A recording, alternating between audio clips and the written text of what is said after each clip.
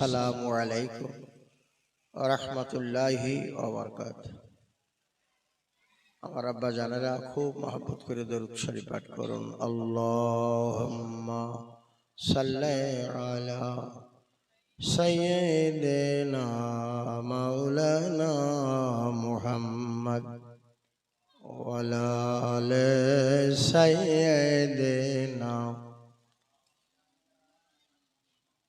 যে যারে বাসে গো ভালো আল্লাহ, যে যারে বাসে গো ভালো আল্লাহ, সে তো কবুতরে ভোলে না। নবীর প্রেমের পাগল যারা, নবী তাদেরকে ভোলেন না।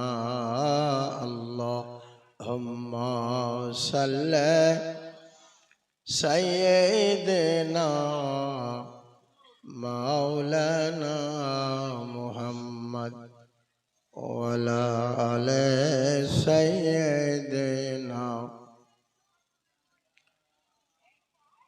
রহমতের আশায় মাওলা, রহমতের আশায় মাওলা এ পাক জলসাতে বসেছে। দয়া করে দিবেন গো রহমত, দয়া করে দিবেন গো রহমত। দিলের ঝোলা পেতেছে। আল্লাহুম্মা সাল্লি আলা সাইয়্যিদিনা মাওলানা মুহাম্মদ ওয়া আলা আলি সাইয়্যিদিনা মাওলানা মুহাম্মদ। দেশের বান্দা দেশে যাব, এ মিশা দুনিয়ায় থাকবো না। দেশের বান্দা দেশে যাব, এ মিশা দুনিয়ায় থাকবো না।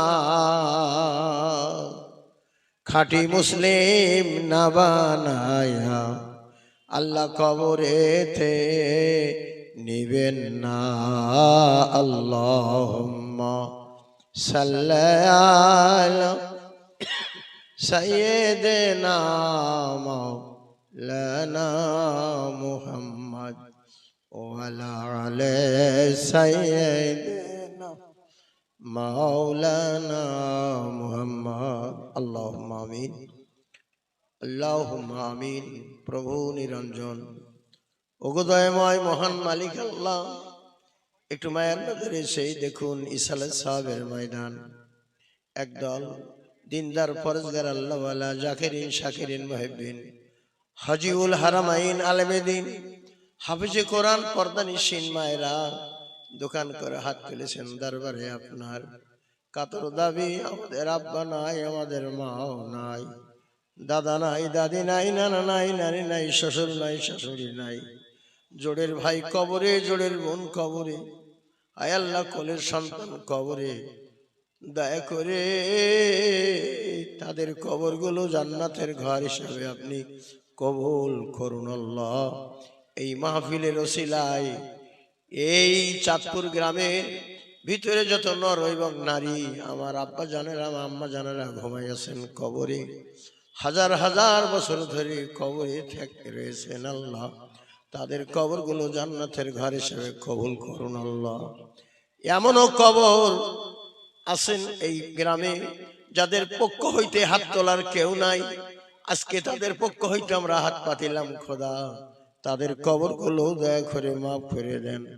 বাংলার জমিনে আমার আব্বা আম্মা দাদা দাদি নানা নানি ভাই ব্রাদার তাদের কবরে আল্লাহ আপনি মেহেরবানি করে শান্তি দেন, কবরগুলো মাফ করে দিয়ে দেন। ইমানের সঙ্গে দুটি কথা বলার তৌফিক আমাকে দান করে দেন। আমিন। লা ইলাহা ইল্লাল্লাহ মুহাম্মদ রাসূলুল্লাহ।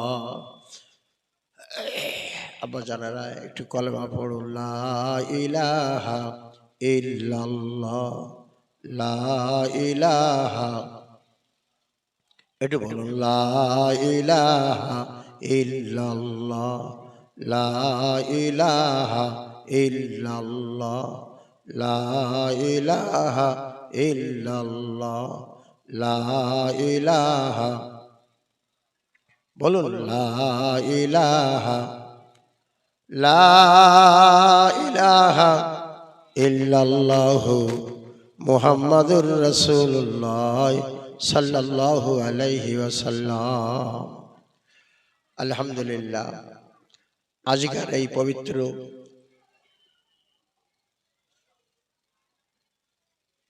জলসার দিকে আল্লাহ পাক নিশ্চয়ই তাকাই আছেন।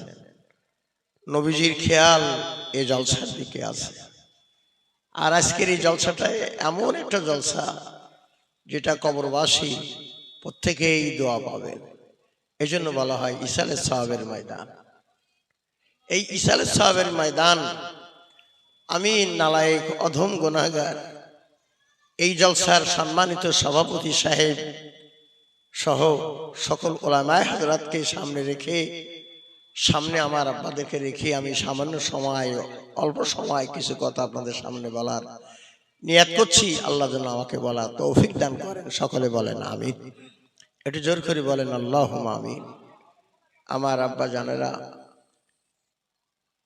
আপনাদের কাছে আমার দাবি, ওয়াজ মাহফিলের একটা অংশ হলো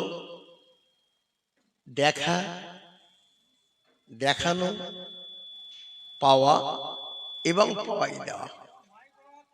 এই জলসার একটা অংশ হলো দেখা, দেখানো, পাওয়া এবং পাওয়াই দেওয়া। যেমন বিশ্বনবী সরকার দু আলম জনাবে রাসূলুল্লাহ, দিল খুলে বলুন সাল্লাল্লাহু আলাইহি সাল্লাম, নবী আমার বসে আছেন আপন মনে, আর ওনার জামাতা হযরতে আলী, গৃহে কোনো খাদ্য নাই, হাসান হুসাইন কাঁদতেছেন, ফাতেমা জোহরার মনের মধ্যে ব্যথা। 3 দিন হযরতে আলী কিছু বাড়িতে আনতে পারি নাই, উনানে আগুন জ্বলে না, হাসান হোসেনের গালে আহার দিতে পারে না। দুটি ভাই ভাউ ভাউ করে কান্দে, আম্মু ক্ষুধার যন্ত্রণায় সইতে পারি না, খাবার দেন। ফাতেমা জোহরা আল্লাহর কাছে হাত তুলে কাঁদেন, আল্লাহ মাবুদ, হাসান হোসেনের কান্না আমার নানা, আমার আব্বা যদি দেখতেন, হাসান হোসেনের নানা দেখতেন, সইতে পারতেন না, আমি মা হয়ে কেমনে দেখবো। খোদায়া, আপনার তরফ থেকে একটা ব্যবস্থা করেন, আমাদের সংসারে খাদ্যের জন্য একটা ব্যবস্থা করেন। আমার আব্বার কাছে খবর কে দিবে? আমার আব্বা যদি জানতে পারেন, নিশ্চয়ই অতি তড়িঘড়ি কিছু খাবার নিয়ে আসবেন। ফাতেমা জোহরের চোখের পানি গড় দিচ্ছেন। এমত অবস্থায় হযরতে আলী নবীজির পাশে যাইয়া কিছু একটা বলবেন এই নিয়াতে চুপ করে বসে রয়েছেন। আর বেঈমান আবু জেহেল ওই সাইটে ঘুরছে, একটা ইহুদির ছেলে চলে এসছে। আবু জেহেল কয়, এই ইহুদির বাচ্চা, জলদি যা, ওই নবীর জামাতা বসে আছেন, তার কাছে সেই হাত পেতে দে, সে যদি কিছু দেয় ওটা নিয়ে গিয়ে ফিরে যাইও, জলদি যাও। তার মানে বেঈমান আবু জেহেলের মনের চিন্তা, হযরতে আলী ব্যথায় জর্জরিত, বাড়ি খাদ্য নাই, আর এই অবস্থায় কিছু চাইলে দেওয়ার পারবে না, শুধু ব্যথার ব্যথা, কান্নার কান্না ছাড়া থাকবে না। তাই বেঈমান আবু জেহেল ইহুদির বাচ্চাটারে কয়, জলদি যা, নবীর জামাতার কাছে হাত পেতে দে। আমার আব্বা জানেনা, আবু জেহেল কোন সময় ইসলামের জন্য ভালো না, আবু লাহাব ইসলামের জন্য কোন সময় ভালো না। এই পথের প্রতীক যারা, তারা ইসলামের জন্য ভালো না। এই পথের যারা, এই মতের যারা, তারা ইসলামকে ভালোবাসে না, তারা কোরআন ভালোবাসে না, হাদিস ভালোবাসে না, নামাজ কালাম ভালোবাসে না, শরিয়াত আকিরাত ভালোবাসে না। তারাও ওই আবু জেহেলের দল। আবু জেহেলের দল যারা, আপনারা জানতেছেন আমার বাংলাও আছে, এই ভারতবর্ষ আছে। আবু জেহেলের পক্ষের মানুষ সব জায়গায় পাওয়া যায় বাবা। সেই জন্য হুসাইনি মুসলমান আর এজিদি মুসলমান সব জায়গায় আছে বাবা। একদল মানুষ এজিদ মার্কা, তারা ইসলাম বুঝতে চায় না, ধর্ম বুঝতে চায় না, কোরআন বুঝতে চায় না। বেঈমান আবু জেহেল যেমনি করে বলে দিল, যা আরে বাসা যা, নবীর জামার কাছে হাত কানা পেতে দে। ওই বাসাটা এসে নবীজির জামাই হযরতে আলী রাদিয়াল্লাহু তাআলা আনহুর সামনে এসে হাত কানা পেতে দিলেন, আমারে কিছু দেন। হযরতে আলী মুখপানে তাকাইয়া মালিকের কাছে দাবি করেন, আল্লাহ, দেওয়ার মতো আমার কিছু নাই, আমি এখনই বাসাটার কি দেব? তাকে তো ফিরাই দিতে পারবো না, আমি কি দেব তার হাতে? আমার নবীজি ইশারা করলেন, বাবা আলী তুমি দাও। দেখেন কেমন জামাই, আমার নবীর জামাই কেমন, যেই বলেছেন কিছু দাও হোক, বাবা দাও। হযরতে আলী রাদিয়াল্লাহু তাআলা হাত কান ধরে বললেন, বাবা আমি তোমার কিছু দিতে পারি, সত্য কথা বলো, তুমি হাতের মুঠা খুলবা না, বলো যেন হাত আর খুলবা না, বাড়ি যেই খুলবা, পথে যেন কাউরের অনুরোধের জন্য হাতখানা খুলে নাও। বাচ্চাটার হাতে বিসমিল্লাহ বলে ফুঁক দিলেন, বাচ্চাটার হাতখানা মোড়াই দিলেন, যাও বাসা বাড়ি যাও। বেঈমান আবু জেহেল বাচ্চাটাকে ডাক দিয়েছে, কখন দাঁড়াও, নবীর জামাতা হযরতে আলী কি দিল আমারে দেখাও। বাচ্চাটা কয়, না দেখানো যাবে না, ওনার নির্দেশ, আমি গৃহে যাব, তারপরে আমার হাতের মুঠা খুলবো, আমি পারবো না। আবু জেহেল কয়, তুমি তো কম না, তোমাকে ওনার কাছে যে হাত পাতার এই উপদেশ কে দিল, আমি না, আর তুমি আমারে দেখাবো না, খোলো। আসলে আবু জেহেল একটু শক্ত মানুষ, বেশ কম ভাষায় কথা বলছেন, খোলো। বাচ্চারা যেমনি হাত কান খুলছে, সোনার আরশাফি, সোনার টাকা বাচ্চাটার হাতে।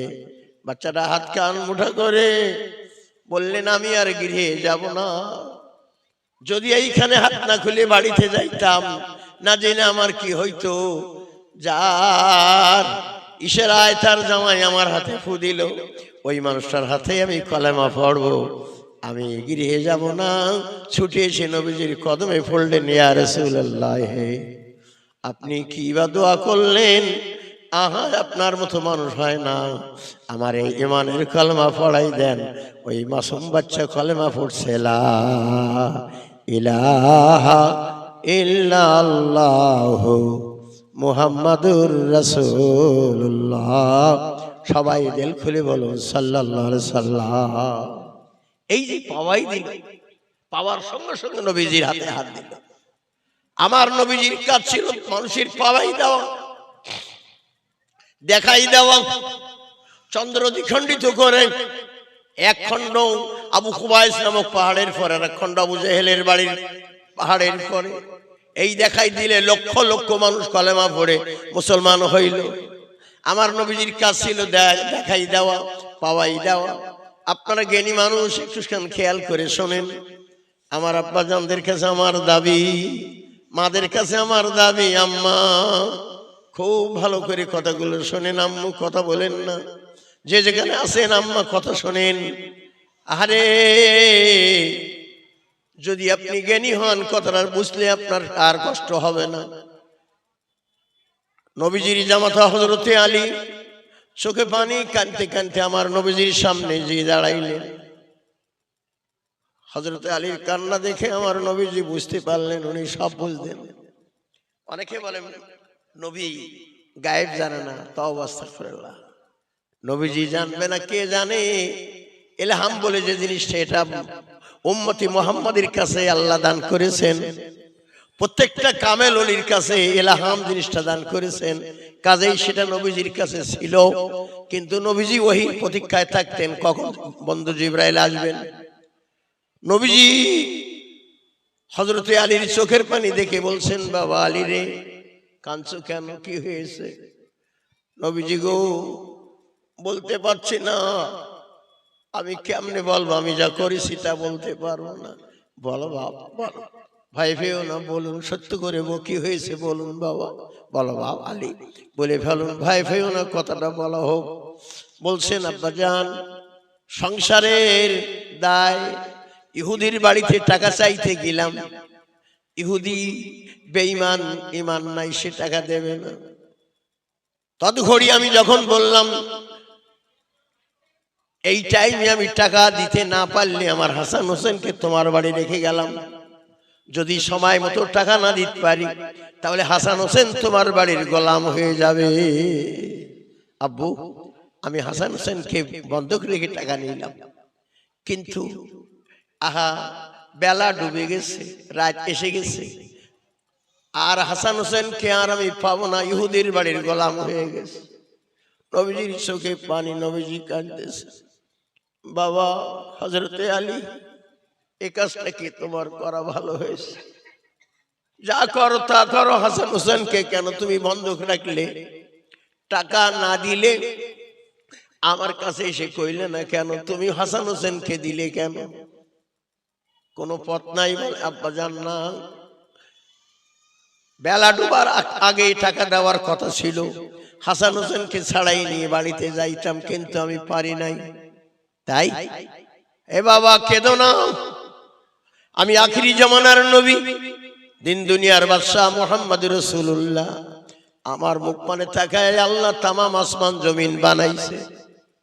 আমার পানে আল্লাহ না চাইলে লৌহ কলম আসমান জমিন কোন পয়গম্বর কোন নবী আলাইহিস সালামদেরকে বানাতেন না। আমার মুখ পানে তাকিয়ে সব হয়েছে। কাজে আলী না কেঁদে আমাকে নিয়ে চলুন, সেই ইহুদির বাড়িটা আমাকে একটু দেখাই দাও। হোক নবীজি গো, আপনি গেলে অপমান হবেন, যাবেন না, তাই হোক তুমি আমাকে নিয়ে চলো।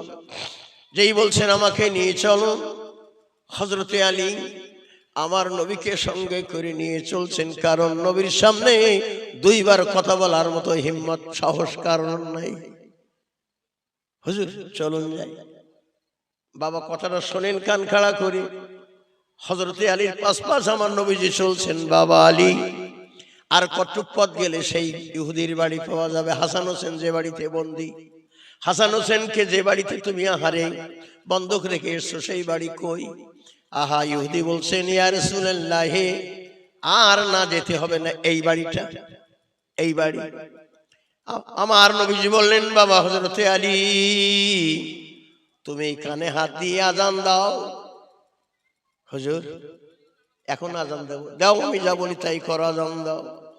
হযরতে আলী রাদিয়াল্লাহু তাআলা আনহু কানের মধ্যে হাত লাগায়া আজান দিচ্ছে, হাইয়া আলাস সালাহ।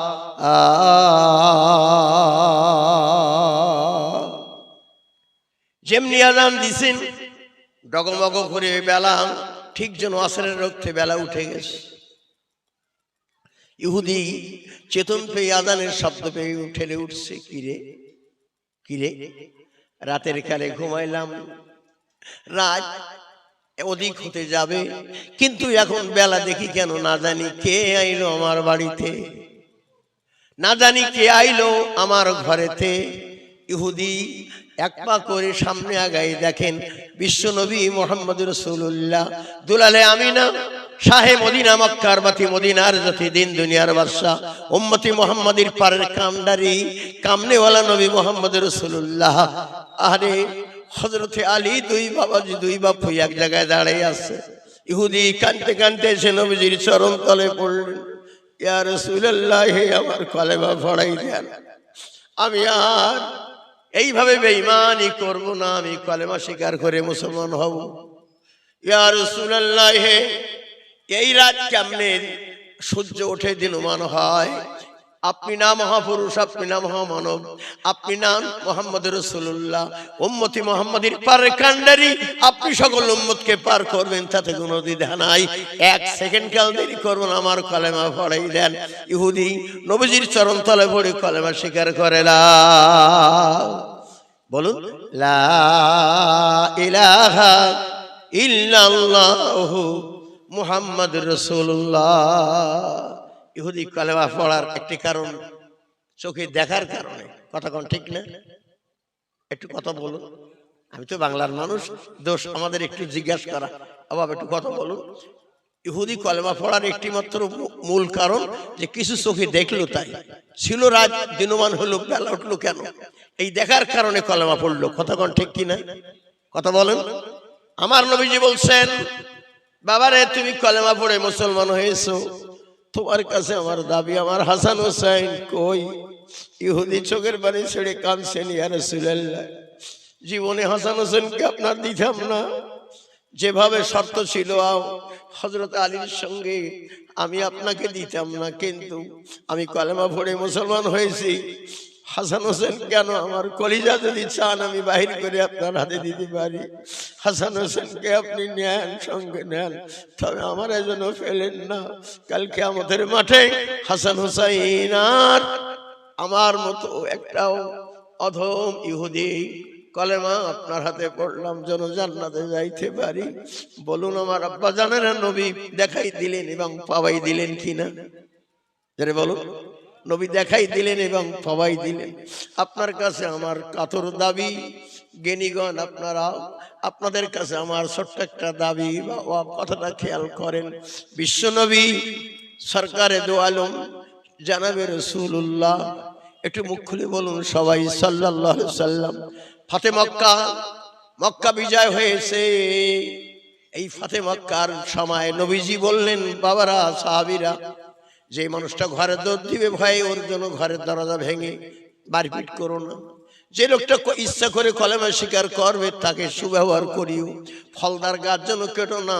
খবরদার খবরদার, যে লোকটা কলেমা পড়বে না, লুকাই লুকাই পালাই যায়, তারে কিছু বলবো না। নবীজি সাহাবীদেরকে বললেন, কেন আমরা যখন জয় করে নিছি, এই মক্কা একদিন কাঁদতে কাঁদতে আমি আমার বাবা আবু বকরের হাতখানা ধরে পালাই আমি চলে গিয়েছিলাম। আমার কাছে কোনো খাবার ছিল না, আমার কাছে তেমন কিছু ছিল না। বেঈমানেরা যখন আমাকে তাড়া করেছিল, আমি গর্তের মধ্যে যে পাহাড়ের পরে লুকাইছিলাম। যারা ফাঁস করেছেন তাদের কাছে আমি দাবি করবো, বা মদিনাতে মক্কাতে যারা গেছেন, আপনার কাছে আমি দাবি, মক্কাতে যারা দুবার একবার গেছেন তাদের কাছে আমার দাবি, হীরা পর্বতের গুহায় উঠা কিছুটা যদি উহা সম্ভব হয়, গাড়ে সুর উঠতে গেলে বাবা অনেক কষ্ট, ওই গর্তের মধ্যে আমার নবী লুকাইছে। আবু বকর সঙ্গে আছে, আবু বকর সঙ্গে আছে। আর কবুতর পাখি এসে গর্তের মুখে ডিম পাড়ছে, আর মাকড়সায় জাল জাল পেতে দিছে। বেঈমান ইহুদিরা ছুটে এসে বলছে, একদল বলছে এই গর্তের মধ্যে নবী লুকাইছে। আমরা তো তাড়া করলাম, এর মধ্যে আছে। আর এক শ্রেণীর ইহুদির ছেলে দেখো, এই তাই হয়, এই গর্তের মধ্যে যদি লুকায় তাহলে মাকড়সার জাল ফেটে যাবে, কবুতর পাখির ডিম ভেঙে যাবে, বাসা ভেঙে যাবে। বাসা রেডি, সময় হয়ে গেছে। না আমি নেবো না, আমি আমি খাই না। এ বাবা, ডিম ভাঙলো না, মাকড়সার জাল নষ্ট হলো না, এর ভিতরে নবী নাই, ওদের ভিতরে দুটো দল হয়ে গেল। আর গর্তের ভিতরে সর্পগুলো চোখের পানি ফেলে আজকে দীর্ঘদিন মুসা নবীর আমলে, ঈসা নবীর জামানায় কাঁদতেছিল, দিনের নবী গর্তে আসবে, সেদিন প্রাণ ধরে নবীজির মুখখানা দেখবো। হযরতে আবু বকর রাদিয়াল্লাহু আনহু গর্তের চালাগুলো ওনার পাগড়ি ছিঁড়ি ছিঁড়ি সব জায়গায় লাগাই দেওয়া হলো, যাতে নবীজির কোনো ক্ষতি করতে না পারে। আসলে তো সাফে নবীর ক্ষতি করে না, করে কি না? এবং একটা চালাই ওনার নিজের পা খানা দিয়ে এঁটে ধরলেন, যেমনি করে ধরলেন সঙ্গে সঙ্গে সাপে কামড় দিল ওনার পায়ে। বিষের যন্ত্রণায় চোখের পানি টপ টপ করে আমার নবীজির মুখের পরে পড়ছে, নবীজির মুখ পানে তাকাইছে। বাবা আবু বকর কাঁদতেছো, ইয়া রাসূলুল্লাহ, দারুণ সাপে কামড়াইছে, বিষের যন্ত্রণায় চোখের পানি রাখতে পারি নাই, আপনার গায়ের পরে পড়ছে, আপনি আমারে মাফ করুন। আমার নবীজি বলছেন, বাবা আবু বকর, মাফের কিছু নয়, সাপের যন্ত্রণার বিষের যন্ত্রণায় তুমি কাঁদতেছো, আহা এটা কোনো অন্যায় নয়। দেখি বাবা, নবীজির গালের থুতু আবু বকরের পায়ে লাগাই দেওয়া হলো, বলুন সুবহানাল্লাহ। অমনি করে উনি যখন পা টেনে নিলেন, সর্বমুখ বাহির করে দিয়ে বলছেন, ইয়া রাসূলুল্লাহ, আমাদের সালাম নেন। ও নবীজি, আমাদের সালাম নেন। আমরা ঈসা জামানার, ঈসা নবী জামানার সার সর্প, আপনার মুখখানা দেখার জন্য আমরা পাগল, আর আপনার সাহাবী আমাদের দেখতে দেবে না বলে গর্তগুলো সব বাহা ঢেকে দিছে, তাই ওনার পায়ে কামড়াইছে। নবীজি আমাদের ক্ষমা করে দিবেন, আপনি আমাদেরকে মাফ করে দেন। আবু বকর রাদিয়াল্লাহু আনহু যে দেখলেন, জীবনে দেখা জিনিস আবু বকর ভুলতে পারে না।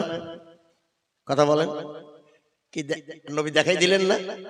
এই যে সর্পে কথা বলছে আর সর্প যে অন্যায় স্বীকার করতেছে, এই যে দেখলো জীবনে নবীকে ভুলতে পারে? জোরে বলেন। আল্লামা রুহুল আমিন রাহমাতুল্লাহ আলাইহি, আল্লামা রুহুল আমিন রাহমাতুল্লাহ আলাইহি, আপনাদের কাছে আমার দাবি, মদিনাতে তাহাজ্জুদের নামাজ পড়ে যখন গৃহে আইতেন, আমার দিনের নবীর সঙ্গে আইতেন, রাসূল সঙ্গে থাকতেন, আমার দিনের নবীর সঙ্গে আহা আমার আপনার আমাদের নয়নমণি, আমাদের দিনের আহারে যিনি স্পন্দন, যিনি আল্লামা রুহুল আমিন রাহমাতুল্লাহ আলাইহি, নামাজ পড়ে বাড়ি আসলে নবীজির সঙ্গে আইতেন বাবা। আহান ওনার একটা ভক্ত রাতের কালে দেখে ভয় পেয়ে ঘরের দরজা দিলে, আহা আল্লামা হুজুর নক করলেন দরজায়, বাবা দরজা খুলে দাও। কে আপনি? আমি আপনার হুজুর। খুলে দেন। হুজুর আমি খুলছি, তবে ভীষণ একটা আলো আইলো, আলোটা কি আর আপনি কোথায় গেলেন একটু সত্য করে বলেন। আমার হুজুর আপনাদের সকলের আহারে কলিজার কলিজা ফুরফুরা বসিরহাট দাদা হুজুর কেবলার সন্তান এ বাবা আল্লামা রুহুল আমিন রাহমাতুল্লাহ আলাইহি বললেন, বাবা আমার মৃত্যুর পরে কথাটা তুমি বলিও, জীবিত অবস্থায় যেন কাউরে বলো না। আমি প্রতি রাত প্রতিদিন প্রতি সময় আমি মদিনায় তাহাজ্জুদ নামাজ পড়তে যাই, আর ওই আলোটা মুহাম্মদ রাসূলুল্লাহ আমার নবী আমারে আগাতে আসে। একটু জোর করে বলুন সুবহানাল্লাহ। এই যে দেখতে পাই, এই লোকটা কি জীবনে বসে হুজুরকে ভুলতে পারেন? জোরে বলেন, পারেন? সেই জন্য ওয়াজ মাহফিলের মেন হলো দেখাই দেওয়া, পাওয়াই দেওয়া, দেখা আহার দেখানো। এ বাপজান আপনার কাছে আমার দাবি, গোবরডেঙ্গার বাবুদের হাতি পাগলা হয়ে গেছে। গোবরডেঙ্গা ছোট ভাই ছোট বাবু চলে এসছেন হুজুর। আমার অভাব প্রাণের দাবি, ছোট হুজুর ছোট বাবু বসিরহাট হুজুরকে অত্যন্ত ভালোবাসতেন, বিরাট কলিজার কলিজা মনে করতেন। বড়দাদা আপনাকে ডাকছেন, হাতি পাগলা হয়ে গেছে, সবাইকে মারতেছে, আপনার এখনই যেতে হবে, এখনই আপনাকে তদবির করে দিতে হবে। আল্লামা হুজুর বললেন, চলুন বাবা তোমাদের বাড়িতে যাই, একটু পানিতে ফু দিয়ে তদবির দিলে হয়। কিন্তু উনি গেলেন, হাতি কোন দিকে বাবা? হুজুর যাওয়া যাবে না, সে হাতি সবাইকে মারছে। বসিরহাট হুজুর বললেন, তাতে কি হয়েছে আমাকে দেখান, কোন দিকে? সে বললেন এই করলেন। আল্লামা হুজুর আগাচ্ছেন, হাতি দেখতে পেয়ে ছুট দিল। সমস্ত দর্শক বলছে, হায় সর্বনাশ, হাতি সকলের মারে, আর যেভাবে ছুট দিছে বসিরহাট হুজুরের ক্ষতি করবে। আপনাদের দিলে কি বলে, ক্ষতি করবে না? ক্ষতি করবে না। হাতি ছুটে এসে আল্লামা হুজুরের পায়ের কাছে লুটাই পড়লেন, হাতি লুটাই পড়ছে। বসিরহাট হুজুর কেবলা মাথায় হাত দিয়ে ফু দিচ্ছেন, বাবা মানুষ হলো আশরাফুল মাখলুকাত, মানুষের সঙ্গে অন্যায় করতে নাই, আল্লাহ তোমারে ভালো করুক। সঙ্গে সঙ্গে হাতি সুস্থ। এই যে ছোট বাবু দেখতে পেলেন, বলেন এই লোকটা কি বসিরহাট হুজুরকে জীবনে আর ভুলতে পারে? কথা বলেন। সঙ্গে সঙ্গে কালেমা পড়ে মুসলমান হয়ে গেল। এটি জোরে বলেন সুবহানাল্লাহ। তাই ছোট বাবু বড় ভাই দেখে বলেছিলেন, বড়দাদা আমাকে অন্যায় করেছেন আপনি, কেন আপনি আমাকে বসিরহাট হুজুরের কাছে পাঠাতেন? আমি চোখে দেখে দেখে পাগল হয়েছি, আপনার এই ধর্মে আমি থাকবো না। আমি ইসলাম ধর্ম, কলেমার ধর্ম, কোরআনের ধর্ম, হাদিসের ধর্ম, নবীর ধর্ম, মুসলমানের ধর্ম ইসলাম, ওই ধর্মে চলে যাব। এই ধর্মের আমার দরকার নাই। বলুন যুগে যুগে যুগে যুগে যারা মুসলমান হয়েছে সবাই দেখে শুনে কলেমা পড়ে মুসলমান। এটি জোরে বলুন সুবহানাল্লাহ।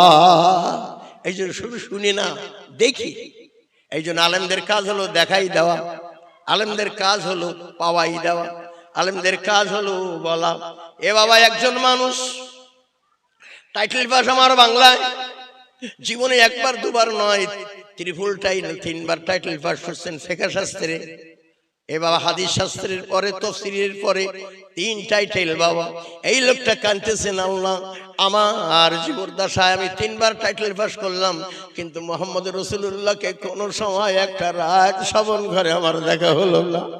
আমি আর দেরি করব না, আমি ফুরফুরায় দাদু হুজুর কেবলার চরণ তলে যেয়ে পড়বো, যেন রাসূলের মুখখানা আল্লাহ আমার নসিব করে দেন। উনি কাঁদতে কাঁদতে দাদু হুজুর কেবলার ওই ফুরফুরার জমিনে যে কেঁদে পড়লেন, আব্বু আমি টাইটেল পাস মাওলানা মানুষ, এত সাধনা করি, এত কিছু করি, আমি নবীরে পাইলাম না, আপনি আমার জন্য দোয়া করে দেন।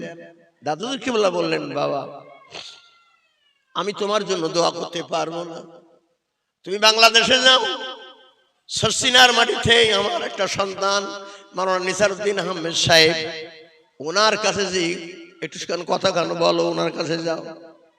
দাদুর কিবলা যখন বললেন, বাবা যাও, আমার দ্বারা আমি তোমাকে কিছু দেব না, যাও তুমি আমার বাবা নিসারউদ্দিনের কাছে যাও। তার মানে আমার কাছে যাবা কেন, আমার কাছে চাইবা কেন? যারা আমার ছাত্র, যারা আমার ভক্ত, যারা আমার অনুরক্ত, যারা আমার সঙ্গে প্রেম করছেন, ভালোবাসছেন, যারা ফুরফুরাকে হৃদয় দিয়ে ভালোবাসে, তাদের কাছে যাও, আমার কাছে লাগবে না। কথাটা তো মানে এই হয়, কথা কোন ঠিক না? আমার দাদা হুজুর কিবলা লাগবে না, যাও আমার ছেলের কাছে যাও, সসিনাথে যাও। সসিনাথে যখন উনি চলে গেছেন, নিসারউদ্দিন আহমেদ সাহেব আগে সালাম দিচ্ছেন, আসসালামু আলাইকুম, রে ভাই ভালো আছেন, কি করতে? দাদা হুজুর কিবলা তোমার রাখলো না, আমার কাছে পাঠাইছে। কি তখন কি ফোন ছিল? কথা কন না কে? তখন এই ধরনের ফোন ছিল না। তাহলে কোথায় ফুরফুরা আর কোথায় সরসিনা? সঙ্গে সঙ্গে ফোন হয়ে গেছে। আহা, নিসারউদ্দিন আহমেদ সাহেব বলছে, মাওলানা সাহেব দাদুর কিবলা আমার কাছে তোমারে পাঠাইছে, নবীর নবী পাওয়ার আশা, আমার বাসায় থাকো বাবা, আমার বাসায় থাকো। মাওলানা সাহেব আর কোনো কথা নাই, খাওয়া নাই, ঘুম নাই, নিদ্রা নাই। খোদা গো, আমি থাকলাম ফুরফুরায় আর ইনি থাকলেন সরসিনায়, আর দাদাদুর কিবলা আমারে পাঠাইছে, এ কথা এনার কানে কে দিল? এই যে পাইলো, দেখলো, এই লোকটাকে জীবনে, আহা বলুন, আল্লাহর ওলিদের কি ভুলতে পারে? কথা বলেন, বলতে পারে? এই যে পাইলো, এই যে পাওয়াই দিল, এই যে দেখাইলো, এই লোকটাকে কি জীবনে কোনো আলেমকে আর ভুলতে পারে? এই প্রকৃতির আলেম, আলেম না শুধু, এই ধরনের আলেমকে ভুলতে পারে? কথা কন না কেন? একটু পারে কি না? উনি বললেন থাকুন। মাওলানা সাহেব বলছেন, আমি প্রথম রাত মাওলানা নিসারউদ্দিন আহমেদ সাহেব সসিনায় কাটাইলাম, দ্বিতীয় রাত কাটাইলাম, তৃতীয় রাত, এইভাবে 40 রাত আমি কাটাইলাম। 40 রাতে 40 বার আমি মুহাম্মদ রাসূলুল্লাহর মুখখানা দর্শন করলাম। একটু জোরে চিল্লাই বলুন মারহাবা। একটু মারহাবা বললে গুনাহ হবে? একটু জোরে বলেন মারহাবা। নারে তাকবীর। সিলসিলায়ে ফুরফুরা শরীফ, সিলসিলায়ে ফুরফুরা শরীফ। মানুষটা ভেউ ভেউ করে কাঁদছেন, খোদায়া 3-3 বার আমি টাইটেল পাস করলাম, বয়স আমার শেষ, কোনোদিন নবীরে পাইলাম না। আর সরসিনার ময়দানে আইলাম, আর আসার সঙ্গে সঙ্গে 40 রাত 40 দিন থাকার সঙ্গে সঙ্গে নবীর সঙ্গে সাক্ষাৎ হইল। আপনার মতন মাওলানার খেদার মধ্যে আজকে রাতে থাকবেন, আমার একটু দেখাই দেবেন? যেরকম রাগ করেন না, আমার বাংলাদেশের কথা কইতেছি। বাংলাদেশের ঢোড়া সাপ 3 জাতীয়, একটা কেলি ঢোড়া, একটা লাল মতন, আর একটা ঝোপঝোপের মধ্যে থাকে। 3 প্রকারের ঢোড়া।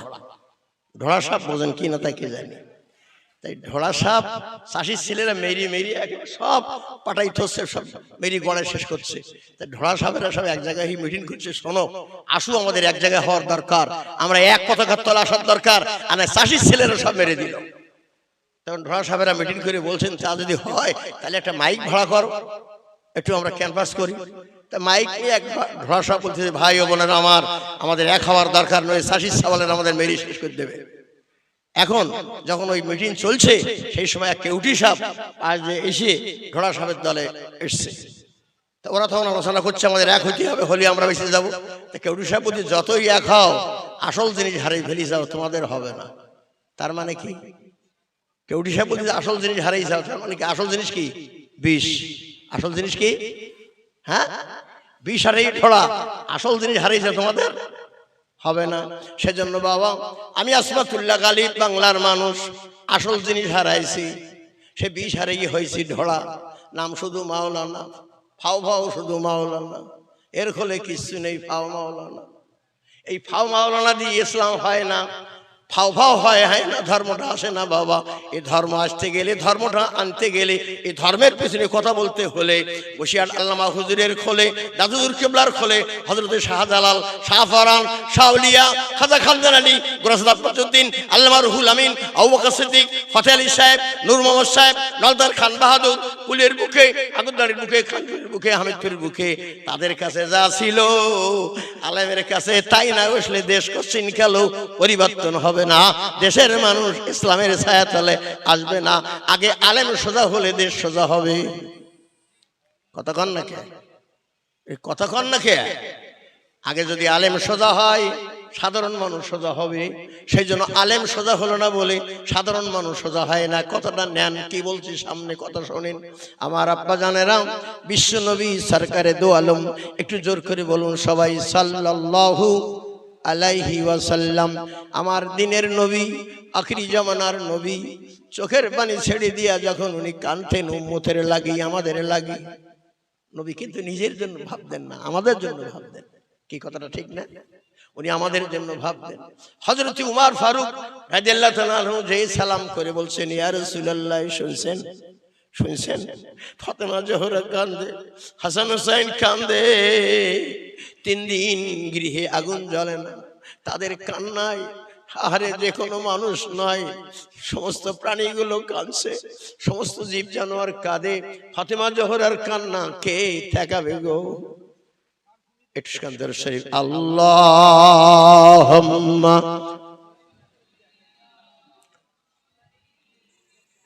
মাওলানা মুহাম্মদ ওয়ালা আলে সাইয়্যিদিনা।